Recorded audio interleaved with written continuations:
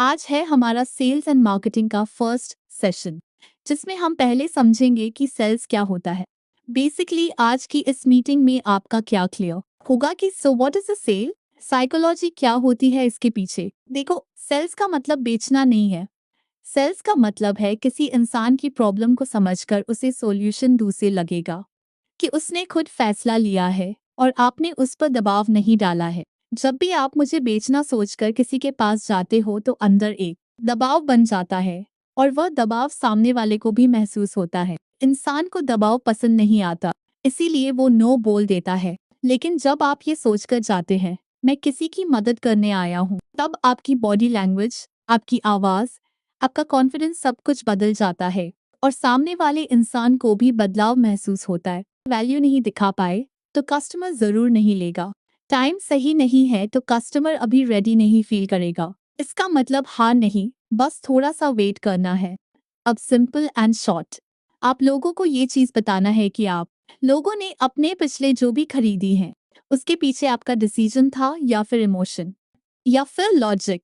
ये सारी चीजें आप खुद जस्टिफाई कीजिए और हमें कमेंट सेक्शन में बताइए। चलिए अब हम बात करते हैं दूसरे पोर्शन पे, फियर ऑफ रिजेक्शन। रिजेक्शन से हम सारे लोगों को डर लगता है, लेकिन हमारा दिमाग नो क्यों सुनना पसंद नहीं करता, क्योंकि वो उससे डरता है जैसे कि हमें कोई नुकसान हो गया हो। असल में नो सुनने से कुछ नहीं होता सिवाय इसके कि हमारा ईगो थोड़ा सा हिल जाता है। यह डर बायोलॉजिकल है, लेकिन इसे प्रैक्टिस से कंट्रोल किया जा सकता है। और सबसे बड़ी सच्चाई समझो, हर नो आपको एक यस के करीब ले जाता है।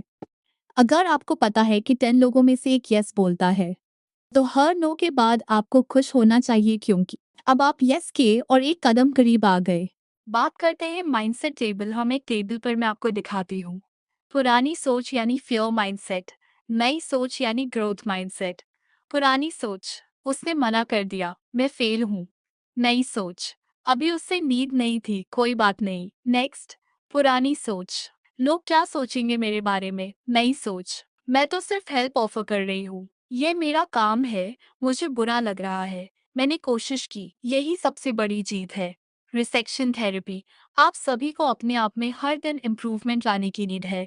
जब भी कोई आपसे नो बोलता है, आप ये समझो कि आपको और ज़्यादा इम्प्रूवमेंट की नीड है या फिर आपको एक्चुअल में राइट कैंडिडेट फाइंड आउट करने की नीड है। That's it. नो का मतलब नेवर नहीं होता। नो का मतलब सिर्फ नॉट नाउ होता है। अगर हम कम्युनिकेशन बेसिस पर बात करें, राइट, तो कम्युनिकेशन की 3 लेयर्स होती हैं।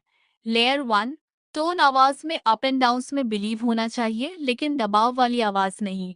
धीमी, शांत लेकिन क्लियर आवाज सबसे ज्यादा वैल्यूएबल है। जल्दी जल्दी बोलने से कस्टमर को लगता है कि आप कुछ छुपा रहे हो। लेयर 2, लैंग्वेज, सही भाषा चुनना। कस्टमर जिस भाषा में कंफर्टेबल हो उस भाषा में बात करो।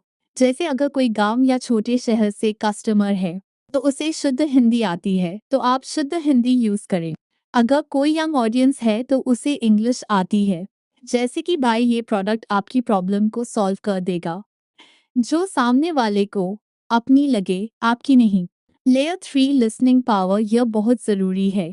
सुनना बोलने से ज्यादा इम्पोर्टेंट होता है। आप हमेशा ध्यान रख सुनो और 30% बोलो। जब कस्टमर बोल रहा हो तो बीच में मत काटो, उसकी बात खत्म होने दो, फिर जवाब दो। जो लोग ज्यादा सुनते हैं वो ज्यादा सेल्स करते हैं, क्योंकि उन्हें पता चलता है कि कस्टमर को असल में क्या चाहिए। अब हम बात करते हैं सबसे इम्पोर्टेंट थिंग्स जो आपको करनी है और नहीं करनी है। रोज सिंपल देने वाले शब्द इस्तेमाल करो। कस्टमर का नाम बीच बीच में लो, पॉज लो हर सेंटेंस के बाद। स्माइल के साथ बात करो, आवाज में भी स्माइल सुनाई देती है। आपको टेक्निकल शब्दों का यूज नहीं करना है। लगातार बिना रुके मत बोलो। कस्टमर की बात में बीच में मत काटो। सोशल वाली भाषा मत यूज करो। अब हम कॉन्फिडेंस बिल्डिंग की बात करते हैं।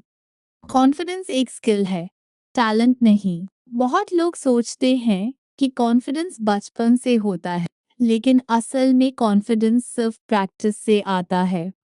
जितनी बार आप किसी काम को करते हैं उतना ही नेचुरल और आसान लगने लगता है। सेल्स भी इससे अलग नहीं है। नाउ अब मैं आपको कुछ प्रैक्टिकल एक्सरसाइजेस बताती हूँ। मिरर टॉक, रोज सुबह मिरर में सामने खड़े होकर अपने स्पीच को बोलो। शुरू में थोड़ा अजीब लगेगा, लेकिन 7 डेज के बाद आपको अपनी आवाज में एक अलग कॉन्फिडेंस दिखेगा।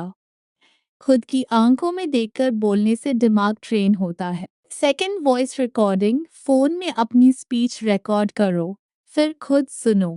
ज्यादातर लोग पहली बार अपनी आवाज सुनकर हैरान होते हैं। यहीं से इम्प्रूवमेंट स्टार्ट होती है। हर वीक नई रिकॉर्डिंग करो और पुरानी से कंपेयर करो। 3, पावर पोस्चर। बात सीधे खड़े या बैठे रहो, कंधा पीछे, सिर सीधा। ये सारी चीजों पर ध्यान रखना बहुत इम्पोर्टेंट है, क्योंकि आपका बॉडी लैंग्वेज सीधे आपकी आवाज और कॉन्फिडेंस पर असर डालती है। 4, पॉजिटिव सेल्फ टॉक। हर सुबह उठकर खुद से रोज बोलो, आज मैं किसी न किसी इंसान की मदद करूंगी, चाहे वो मुझसे खरीदे या ना। ये लाइन अपने दिमाग में रखो कि सेलिंग प्रेशर को हटाकर हेल्पिंग माइंडसेट में ले जाना